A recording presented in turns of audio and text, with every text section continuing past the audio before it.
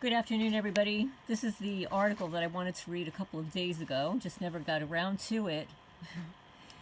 It's called Remote Neural Monitoring Used in Unethical Army PSYOP Experiments on Private Citizens. You're kidding, right?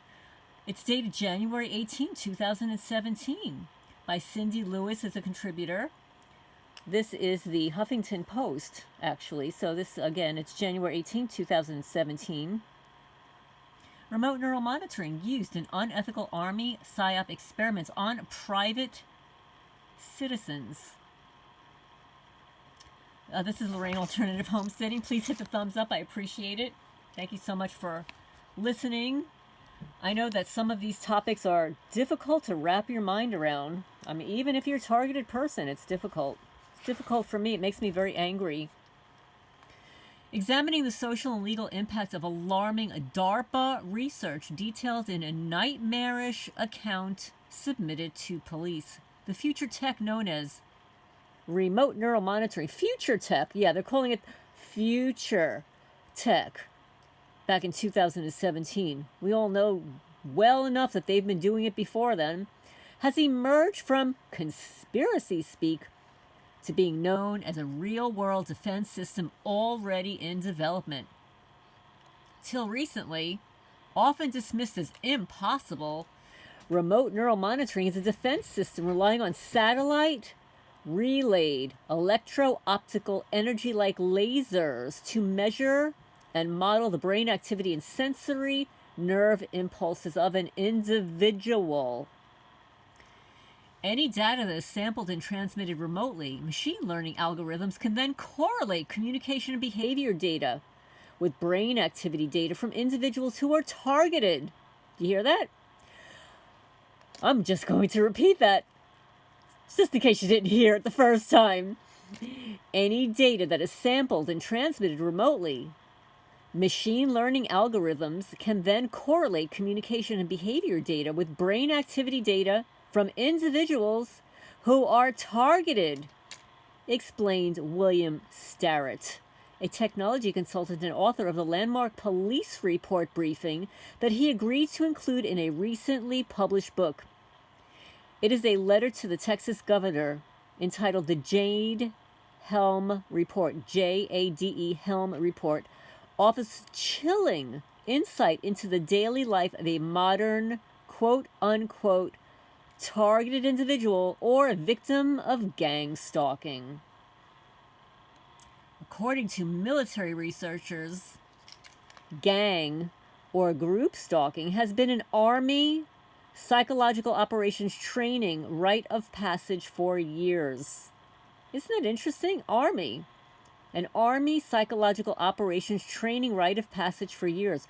Well, guess what, folks? Before I get on with it, I have a photo of a retired military guy who had the audacity to pull into my driveway, stare me down, do a U-turn, and on his license plate it says, retired U.S. Army.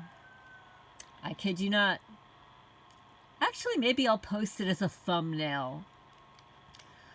According to military researchers, gang or group stalking has been an Army psychological operations training rite of passage for years, during which stateside troops single out a private citizen, profile them, study their routine habits, and, as described in the Starrett report to law enforcement, carry out what amounts to criminal acts against the citizens they are sworn to protect. Now, equipped with satellite-based remote neural monitoring systems, Army psychological operations personnel, reportedly employed by defense contractors like Lockheed Martin for furthering DARPA research and development, can telecommute and remain invisible as they effectively violate civil rights, civil liberties, basic human rights, and wartime laws.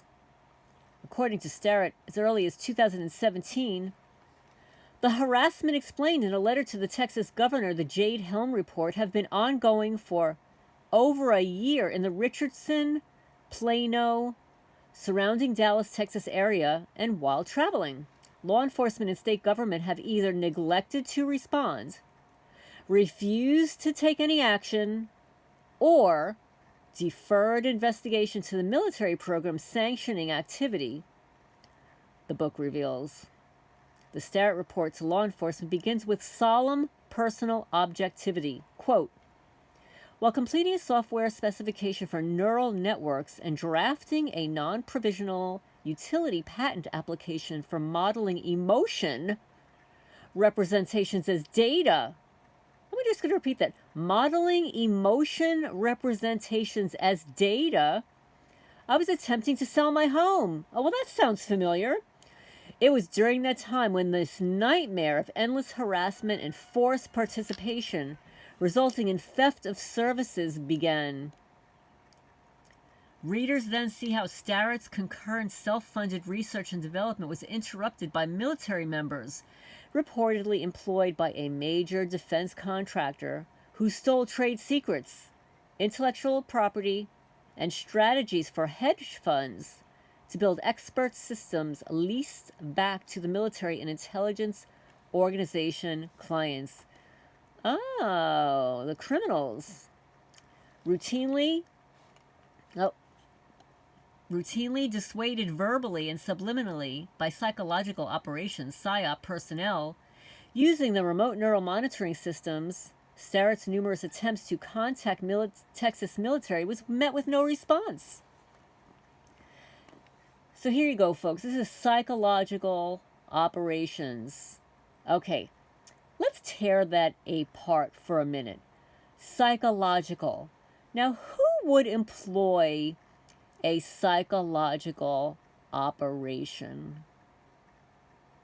Okay, it would have to be somebody with extensive behavioral science and psychology background. Sort of like maybe a psychiatrist or psychologist.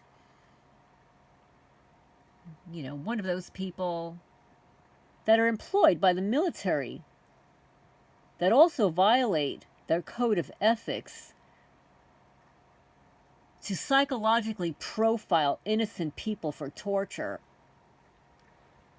After many months, it became clear that the United States Army Special Operations Command at Fort Bragg, North Carolina, is tasked with leading the psychological operation group, and any help to end the 24-hour-per-day nightmare was to be requested directly from them. Okay, maybe we need to write to the U.S. Army Special Operations Command at Fort Bragg, North Carolina, because they are tasked with leading the psychological operation group. So Starrett explains that after leadership finally confirmed personnel names in August 2016, USA SOC refused to investigate harassment until they were supplied with a detailed account of what that harassment was. The Inspector General was informed that Starrett was unable to detail the acts against him without legal counsel or hold any discussion by phone, while ignoring Starrett's needs or his being under duress. Special Operations Command ended contact without any support or help, and the action request to investigate harassment was closed. You hear that? They did not want to discuss it. So here down in the article, Edward Snowden describes similar technology in a brief video. And I'm just going to add here, as if from the cautionary words of Stephen Hawking and Elon Musk, with the dark warnings of how artificial intelligence may one day threaten the widespread health and well-being of humanity, it appears as if evidence hinting towards our collective self-destruction has already arrived. So, if you want to support the Huffington Post, they believe that everyone needs high-quality journalism, and they understand that not everyone can afford to pay for expensive news subscriptions. If you would join to help us keep our stories free, your contribution for as little as $2 will go a long way. Anyway, that's for the Huffington Post. I'm not affiliated with the Huffington Post.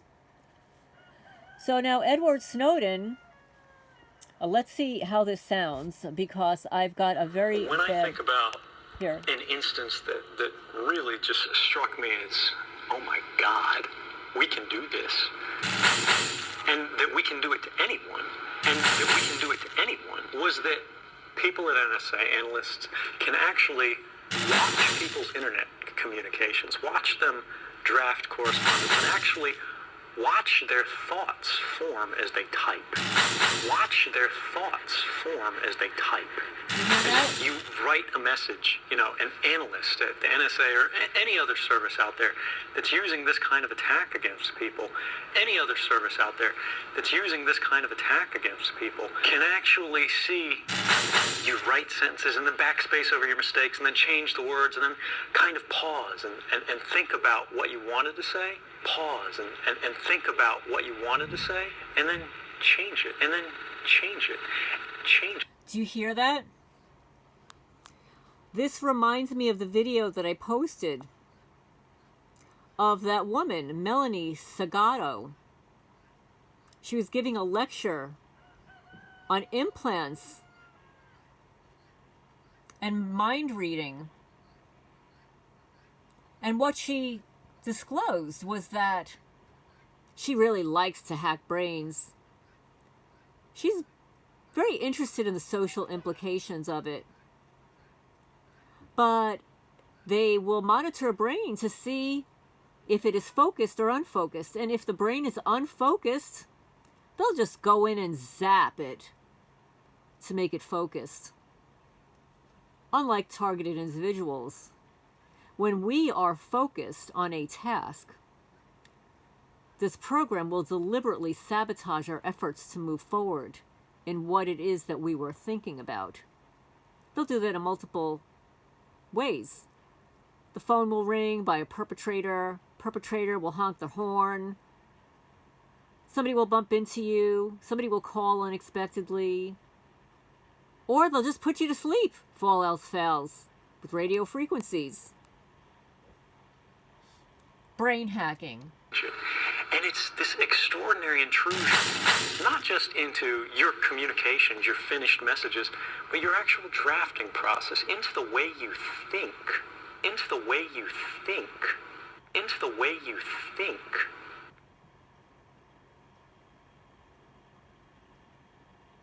Why do these federal government choose the states for playground? How is a PSYOP mastering the human domain? A letter to the Texas governor, William H. Starrett, Jr. You can find it on Amazon.com. But anyway, what are your thoughts on this article here? Examining the social and legal impact of alarming DARPA research detailed in a nightmarish account submitted to police. Remote neuromonitoring. It's already in development. It is a defense system relying on satellite relayed electro-optical energy-like lasers to measure and model the brain activity and sensory nerve impulses of an individual. You hear that? I'm just going to repeat it one more time. Remote neural monitoring is a defense system relying on satellite relayed electro-optical energy-like lasers to measure and model the brain activity and sensory nerve impulses of an individual. The letter to Texas governor, the Jade Helm report, offers a chilling insight into the daily life of a modern targeted individual or victim of gang stalking. So, men and women, boys and girls, who has the right to your brain? Did you give anybody the rights to your brain, to your thoughts? Just because the technology exists doesn't mean It needs to be used on people non-consensually. It is a method of control. It is a method of torture. No one has a right to monitor your brain impulses without your permission. And what it is that they're doing, they are manipulating your thoughts, manipulating your feelings, stealing your intellectual property, stealing and manipulating your dream life. It's unbelievable. It's disgusting. Examining the social and legal impacts of the alarming DARPA research detailed in a nightmarish account submitted to police. I hope you enjoyed this article, Remote Neural Monitoring Used in Unethical Army PSYOP Experiments on Private Citizens by Cindy Lewis, January 18, 2017. And it was updated February 3rd, 2017. I look forward to your comments down below. Please remember to hit the thumbs up. It helps the channel grow, get the message out there. This is Lorraine Alternative Homesteading, signing off for now.